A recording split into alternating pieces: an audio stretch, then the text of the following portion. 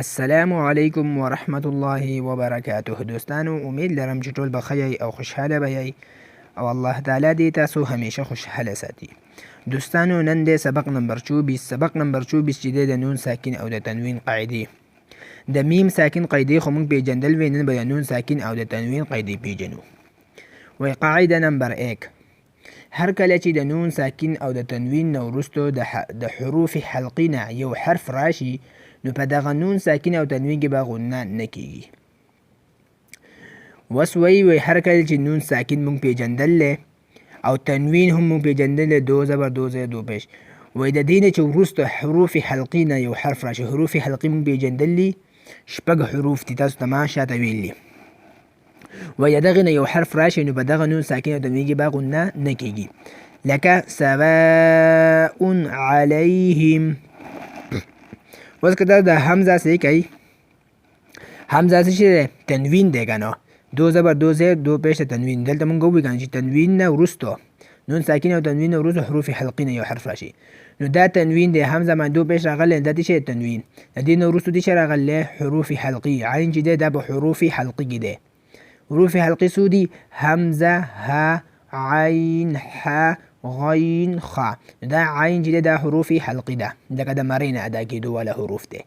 نو دا به اوس دلته به موږ غنه نه کوو، ځکه چې حروف حلقي نه دې راغلی، عین راغلی. داسې به وایو سواء علیهم انعمت من هاد من خوف. اوس اینې د نون ساکن نه وروسته څه راغلی؟ عین راغلی. نو دلته موږ انعمت من هاد نون ساکن کې به غنه ولې نه کوو؟ ځکه چې مخې ته ها راغله، ها د حروف حلقي ده. من خوف په نون ساکن کې به ځکه نه کوو چې مخې ته وروسته څه راغله؟ خ راغله. خ حروف حلقي کې ده. دا ولې؟ دا اوس اسانه قاعده ده. قاعده نمبر 2 چې ده، وی هر کله چې د نون ساکن او تنوین نه وروسته د حروف یرملون نه یو حرف راشي، نو په دغه نون ساکن او تنوین کې به ادغام کیږي. په څلورو حرفونو کې به د یو الف په مقدار ادغام سره د غنې کیږي. هغه څلور حرفونه دا دي. دا اوس قاعده نمبر 2 چې دا وی حروف یرملون نه. حروف یرملون لکه یا، را، میم، لام، واو، نون. دا شپږ حروف دي. خو دا یا، نون، میم، واو چې دا په دې کې به موږ هم ادغام کوو، هم به پکې غنه کوو. او دا کم لام، را چې پاتې شو، په دې کې به صرف ادغام کیږي، غنه به پکې نه کیږي. هغه لاندې دی اوس ویو. نو وی هر کله چې د نون ساکن او تنوین نه وروسته د حروف یرملون نه یو حرف راشي، نو به دغه نون ساکن او تنوین کې به ادغام کیږي. په څلورو حرفونو کې به د یو الف په مقدار ادغام سره د غنې کیږي. هغه څلور حرفونه دا دي: یا، نون، میم، واو، چې مجموعي ینمو ده. لکه دا څلور ټکي راغونډي، دا ینمو جوړ شي. اوس څنګه؟ لکه هر کله چې د نون ساکن او تنوین نه وروسته د یا راشي، نون راشي، میم راشي، واو راشي، نو هلته به غنه کیږي. لکه فمن یعمل حسابا یسیرا من وال. دا اوس څه کوي؟ نون ساکن نه وروسته څه راغلی؟ یا راغله.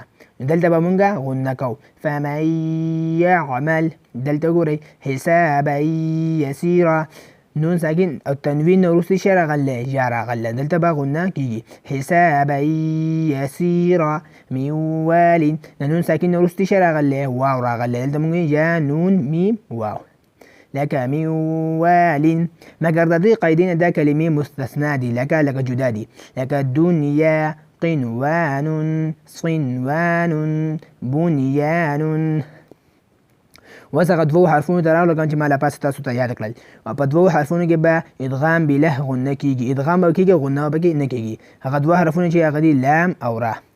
اوس د نون ساکن نه وروسته چې هر کله را راشي او لام راشي، نون ساکن او تنوین نه وروسته، نو هلته به صرف ادغام کیږي. لکه من ربک من لدنه، خو دلته غنه به پکې نه کیږي، صرف به مونږ ادغام کوو. لکه من ربک من لدنه.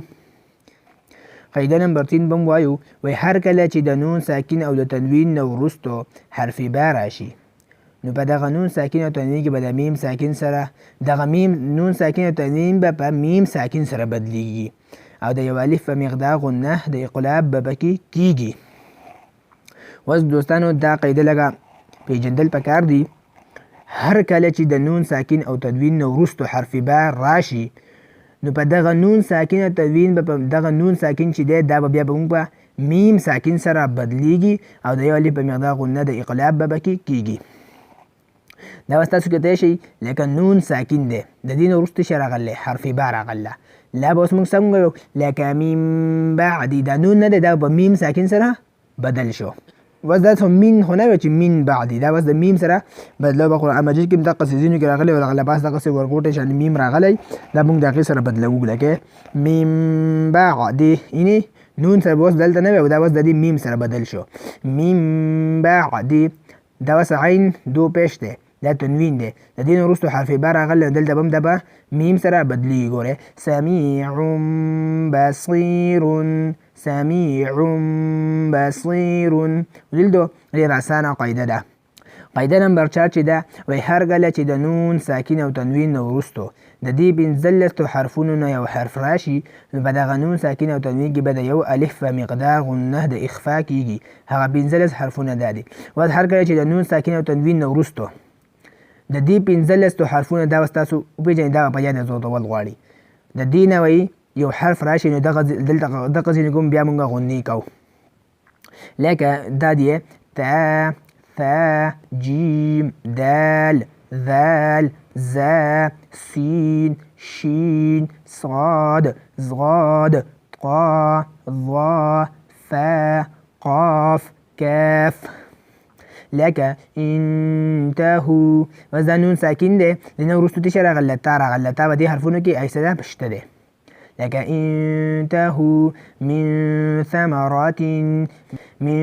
ثمرات صبرا جمیلا عذابا دون عذابا کې به ولې غنه کېږي مخکې څه راغلی دال راغلی وروسته څه راغلی دال عذابا دون من دافع منذرين أنزل سلاما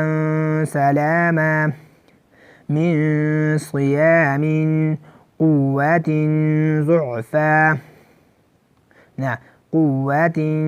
ضعفا ينطقون منكم. ویل دوستانو دا تاسو نن د نون ساکن او د تنوین قاعدې وپېژندلې ډېرې اسانې دي. صرف پې لږ سوچ کول غواړي ځان پې پوهه کول غواړي. نو زما امید دی چې تاسو به پې پوهه شوي یئ. ویډیو خپلو دوستانو سره ډېره شیر کړئ. ما له راکړئ اجازت. والسلام.